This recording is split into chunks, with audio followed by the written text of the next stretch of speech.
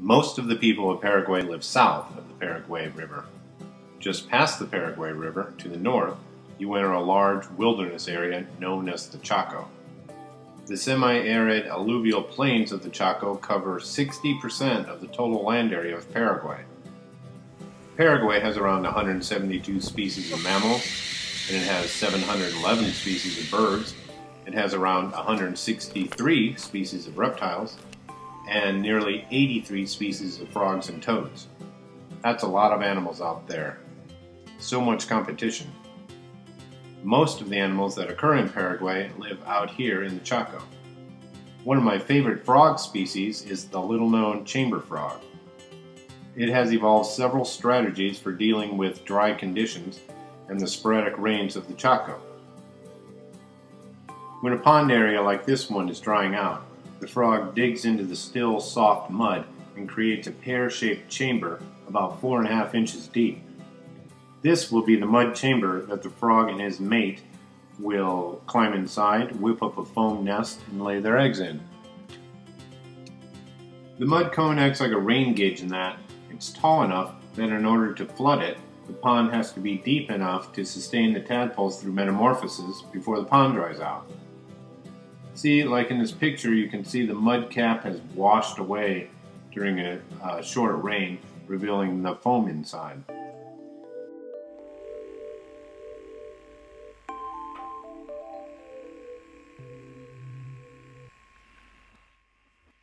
And here we can see the male climbing down into the chamber, and he digs it out with his shovel-shaped head, and incredibly, it only takes 1 or 2 nights for him to do this.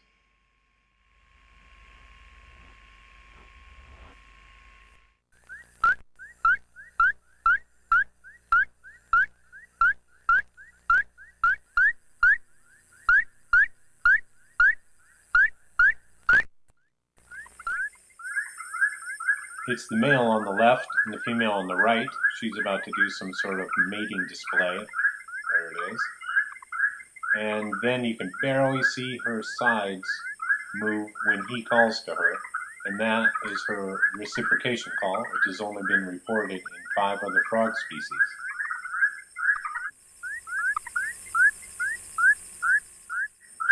And now you can see the male moving away, and he's going to go back there and do the same sort of wiggly mating ritual that the female just did.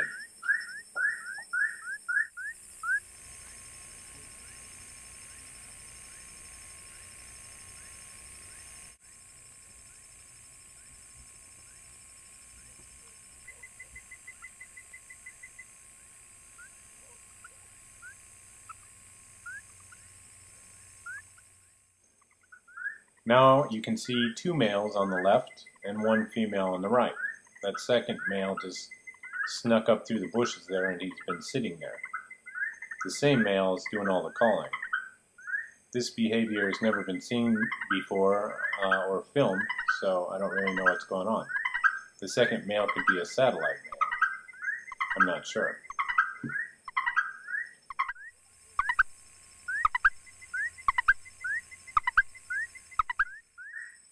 In the literature that I read, it said that the male chamber frog calls from inside the chamber and attracts the female.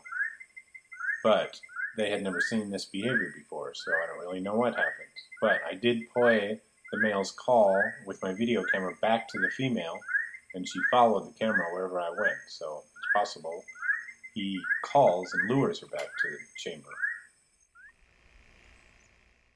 This large frog here is called Leptodactylus Laticeps, and they have recently discovered that this frog can mimic the call of the male chamber frog and lure female chamber frogs to its burrow, and then it preys on them. It eats them.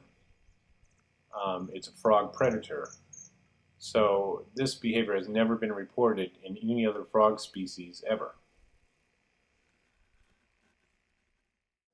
And here is the female chamber frog about to enter the chamber.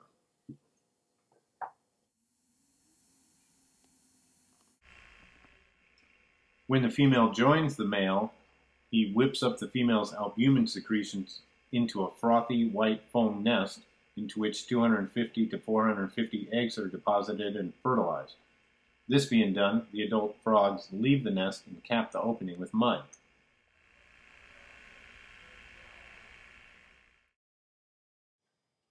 Here are the tadpoles in the foam nest. Watch as they swim through the foam almost in unison. The foam contains moisture for the tadpoles, and the swimming serves to aerate the foam. The foam itself keeps the tadpoles from growing, so they utilize the yolk supply more slowly. There's nothing to eat in the foam nest, and it's believed by scientists that they metabolize their own tissue, since they get smaller as time goes on.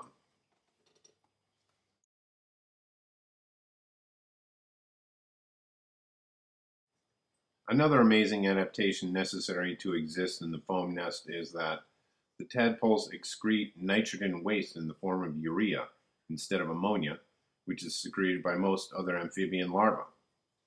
Urea uses less water, and the tadpoles would be sensitive to the large amounts of ammonia that would be excreted into the closed space of the mud nest.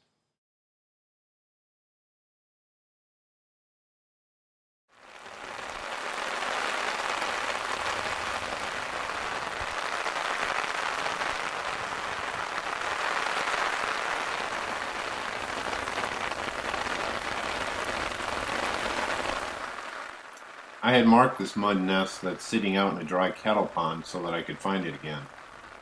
Then I had to wait several days until finally there was a huge thunderstorm. I drove out to the nest site and was able to film it just as it was being flooded. I have an umbrella over my camera, but I'm sitting just behind it being soaked in the rain. The rain sort of breaks down the foam, and the tadpoles are released out into the pond, and they are the first ones to occupy the pond, so they have less predators that way.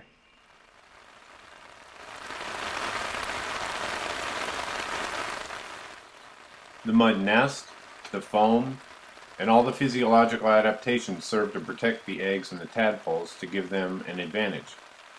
The tadpoles are the first to enter a newly formed pool of water, so they avoid predators and food and space competition.